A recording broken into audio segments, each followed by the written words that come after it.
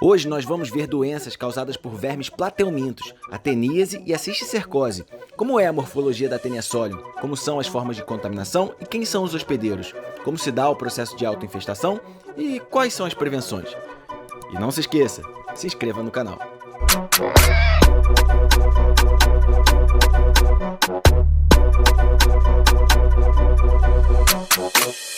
Hoje falaremos para vocês sobre uma doença causada por vermes plateumintos. Tá? Esses vermes chamados, olha só, chamados de vermes plateumintos, tá? Apresentam o seu corpo achatado dorso-ventralmente. Dentro desse grupo dos vermes plateumintos encontramos três classes. A classe turbelária, representada pela planária, por exemplo, e a classe tremátoda e a classe céstoda. A classe tremátoda abrange alguns vermes, entre eles o Schistosoma mansoni, que causa a esquistossomose. Já dentro da classe, agora denominada classe céstoda ou cestoidea, forma de cinta, encontramos os vermes que são vulgarmente denominados de solitárias. Tá? Solitária por quê?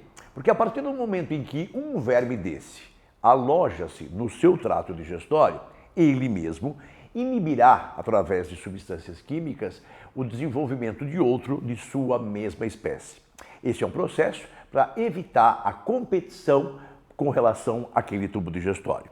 No caso, o nosso verme em questão, tá? Ele é a tênia sólium. A tênia sólium é a tênia que tem no seu ciclo de vida a participação do suíno, do porco.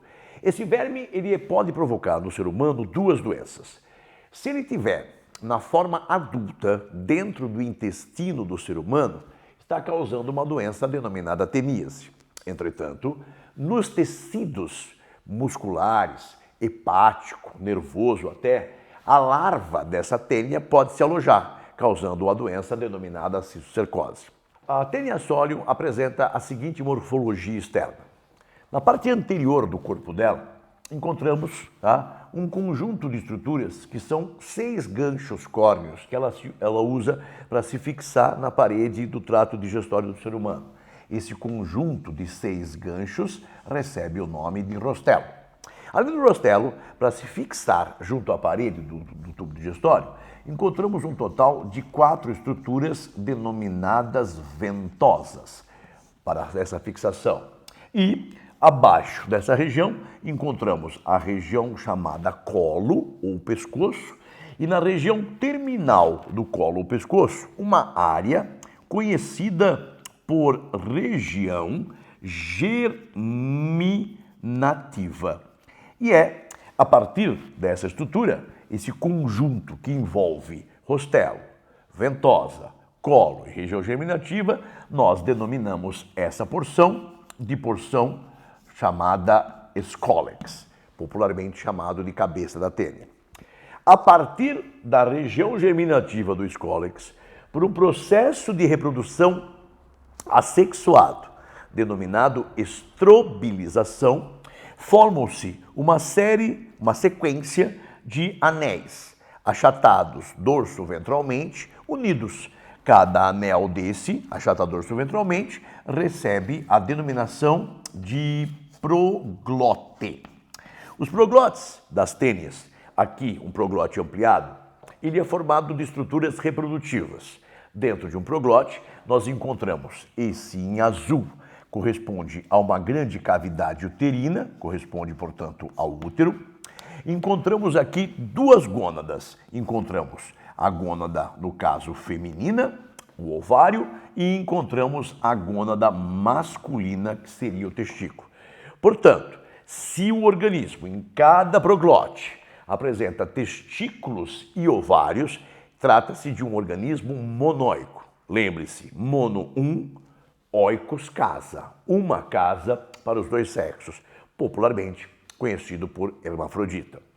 Portanto, dentro de cada um dos proglotes haverá, graças à maturidade sexual, a liberação de gametas. Os espermatozoides serão lançados dentro do útero juntamente com os óvulos. Então, por um processo chamado de autofecundação, esse proglote vai abrigar, vai albergar dentro do útero centenas de milhares de ovos. Posteriormente, esse proglote irá se desprender do corpo da tênia.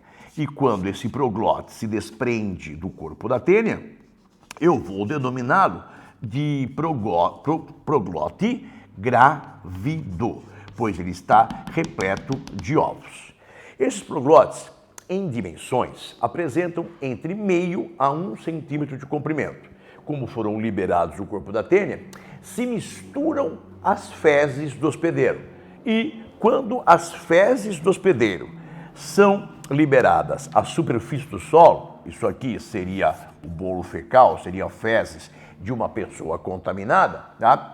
É possível se observar, mesmo a olho nu, a presença desses proglotes. Com o tempo, essas fezes lançadas à superfície do solo, as fezes ressecam. O proglote também resseca, e ao fazer do ressecamento do proglote, ele arrebenta. E quando o proglote arrebenta, centenas de milhares de ovos contaminam o solo, contaminam o terreno. Esses ovos de tênia agora vão ser ingeridos acidentalmente por um suíno. Tá? Esse porquinho vai ingerir os ovos com alimento, que é jogado junto ao ambiente. Tá?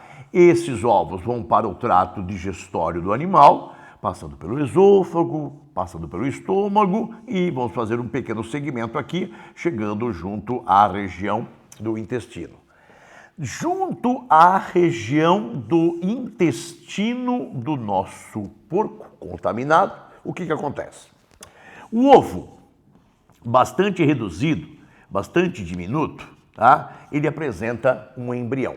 Então esse ovo será um ovo embrionado.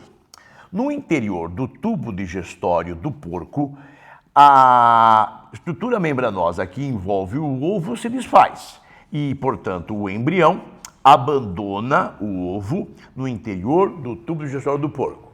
Como ele é extremamente reduzido, ele é extremamente diminuto, esse ovo ele é capaz de atravessar a parede intestinal, o epitélio intestinal do porco, atingindo a região do tecido conjuntivo desse órgão. No tecido conjuntivo encontramos vasos sanguíneos. Como o embrião é muito reduzido, diminuto, ele atravessa essa parede e entra em contato com a circulação. Uma vez através da circulação intestinal, retorne aqui, o embrião se espalha às mais diversas partes do corpo do porco. À medida que esse embrião está no sangue do porco, ele está se nutrindo dos líquidos plasmáticos, do plasma sanguíneo, onde existe uma série de substâncias dissolvidas, como carboidratos, como proteínas. Tá? Com isso, esse embrião ele vai se desenvolvendo, esse embrião vai crescendo e chegará uma hora que esse embrião estará com um volume maior do que o tamanho do capilar. Consequentemente, tá, junto a esse capilar, um capilar sistêmico de qualquer parte do corpo do porco, o capilar acaba por se romper e o embrião sai e acaba, por exemplo, se localizando, tá, nos músculos, na musculatura, literalmente, na carne do porco. Ali, nessa musculatura, uma vez alojada, o embrião cresce mais. Apresentará um primeiro estágio, jovenzinho, aproximadamente do tamanho de uma cabeça de alfinete, chamado de larva oncosfera, tá? Ou também chamada de hexacanto. Hexa, 6, canto, espinhos. Larva com 6 espinhos.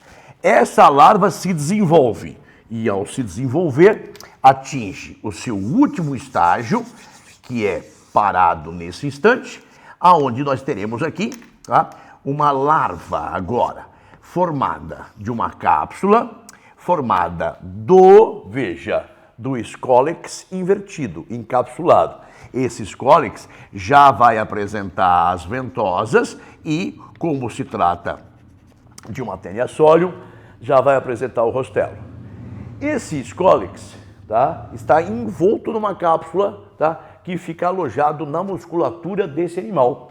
Então, na carne desse porco, tá, após esse porco ter sido abatido, é possível, tá, numa análise que não precisa ser microscópica, a presença de estruturas esbranquiçadas, tá, semelhantes, tá, a, por exemplo, a base desse giz. Tá? Essas estruturas aqui, presentes na carne do porquinho, ou seja, isso aqui corresponde a uma larva denominada larva cisticerco.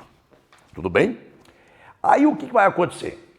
Se acaso a carne desse animal, tá, for consumida pelo ser humano, extremamente mal passada, tá, praticamente crua, uma linguiça, por exemplo, tá, a pessoa passa a ingerir a carne contendo o cisticerco. Se o indivíduo ingerir o cisticerco vai passar pela boca, da boca vai para o esôfago, estômago, do estômago para a região do intestino. Na passagem pelo intestino, haverá aqui, nessa região, um fenômeno denominado de eversão do Scolex. E o que vem a ser o eversão do Scolex? O Scolex está internamente posicionado. A variação de pH que acontece do estômago para o intestino faz com que essa cápsula ao redor se desfaça. E com isso, a hora que o Scolex everte, ele se exterioriza, e a hora que ele everteu, ele se exteriorizou, ele fará o quê? Ele ficará fixado entre as dobras do intestino. Então, se você tiver esse Scolex agora invertido, você terá, ampliando essa região, a parede intestinal provida das suas vilosidades.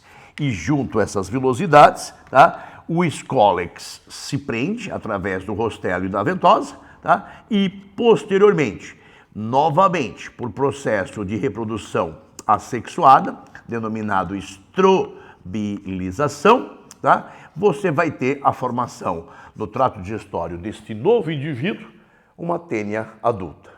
Então perceba que, a partir do momento que uma pessoa comeu a carne suína mal passada e contaminada, ela adquiriu o animal adulto. E se ela adquiriu o animal adulto, ela está com uma doença denominada teníase. No entanto, um outro processo, a partir da teníase, pode se dar. Então, relembrando, o indivíduo ingeriu a carne suína, contendo os cisticercos, e, ao longo do seu tubo digestório, houve o desenvolvimento da tênia. Então, se você analisar ampliando o tubo digestório, as velocidades intestinais, e através do Scolex, o organismo está fixado junto ao substrato. Tá? Posteriormente, por estrobilização, tá, houve a reprodução assexuada do organismo e deu origem às estruturas reprodutivas denominadas proglotes. Os proglotes, tá, sofrem o processo de reprodução sexuada. Lembre-se que testículos e ovários liberam gametas dentro da cavidade uterina e ocorreu, portanto, a autofecundação. E esses proglotes, os últimos segmentos, como nós já dissemos, são denominados de proglotes grávidos. Esses proglotes grávidos podem estar liberando os ovos ainda aderido ao corpo da tênia ou podem ser liberados do corpo da tênia e, a partir daí, liberar os ovos dentro do tubo digestório do indivíduo. Consequentemente, este ovo contém um embrião. O embrião desse ovo abandonou dentro do tubo digestório do porco, atravessou a parede intestinal do porco e ganhou a circulação, o que pode acontecer também no ser humano. Então observe que aqui, tá, o embrião, ele sai desse ovo dentro do nosso próprio tubo digestório. Aí esse embrião diminuto, reduzido, atravessa o epitélio intestinal, entra na mucosa digestiva e a partir da mucosa digestiva ele invade tá? A circulação intestinal. Uma vez através da circulação do intestino, ele vai se distribuir às mais diversas partes do corpo agora do ser humano. Então, esse embrião cresce na circulação e, como nós vimos que aconteceu no porco, ocorrerá também junto ao ser humano. O vermezinho vai crescendo na circulação e quando esse verme atinge um estágio maior do que o tamanho, do que o calibre do capilar, ele acaba rompendo esse capilar. A hora que ele rompe esse capilar, ele acaba localizando nos tecidos onde se encista. Entre os tecidos, tá, que ele pode se encistar, tá, você tem o tecido, por exemplo, chamado tecido nervoso. E quando acontece do desenvolvimento desse verme na sua fase larval, na sua fase de cisticerco, junto ao tecido nervoso, o indivíduo vai apresentar uma doença denominada neurocisticercose. Entretanto, ele pode também se desenvolver no tecido hepático, do fígado, provocando a hepatocisticercose. No músculo, qualquer do corpo do ser humano, a chamada miocicercose. Então, entenda o seguinte, uma pessoa que tem a teníase pode, por um processo, veja bem, denominado de autoinfestação, adquirir a doença cisticercose. Então, quem tem teníase pode muito bem adquirir cisticercose. Agora, pense uma coisa. Uma pessoa diagnosticada com cisticercose, ela teve obrigatoriamente uma tênia? Não. Ela pode ter feito o papel do hospedeiro intermediário. Ela pode ter feito o papel do suíno. Pois as fezes de uma pessoa contaminada foram lançadas à superfície do terreno, à superfície do solo. Essas fezes contêm os proglótides que contêm ovos. Estes ovos contaminaram o terreno. Podem ter contaminado água e verduras, principalmente. Se o ser humano fizer a ingestão, veja, do ovo, ele irá desenvolver a cisticercose, atuando como hospedeiro intermediário, fazendo o papel do hospedeiro intermediário. E um fato curioso, se o ser humano adquirir somente a cisticercose, fazendo o papel do hospedeiro intermediário, o ciclo evolutivo da tênia é bloqueado. Ele para, visto que não há consumo de carne humana, pois a carne deveria ser consumida para aquele cisticerco se tornar uma tênia. A doença teníase, ela também pode ser provocada por uma outra espécie de tênia, chamada tênia saginata. A diferença é que no ciclo evolutivo da tênia saginata, você tem o bovino, o boi, a vaca, o touro, como um hospedeiro intermediário. Já na nossa tênia sólio, é o suíno que é o hospedeiro intermediário. Medidas preventivas, medidas profiláticas para se evitar essa doença. Saneamento básico, no que diz respeito à água tratada e encanada e rede de coleta de esgoto. Segunda coisa, inspeção dos matadouros, visto que a carne, de acordo com o matadouro que ela é proveniente, pode estar contaminada. Terceiro, tá? Você tomar cuidado com frutas, com verduras cultivadas junto ao solo, para evitar exatamente também somente a cisticercose. Tá? Esse foi mais um episódio da nossa série de parasitologia do BioCrio. Espero que você tenha gostado. Dê o seu like, ative o sininho, faça o seu comentário. Até a próxima! E no próximo episódio, mais uma doença causada por um verme plateuminto, a esquistossomose, a famosa barriga d'água.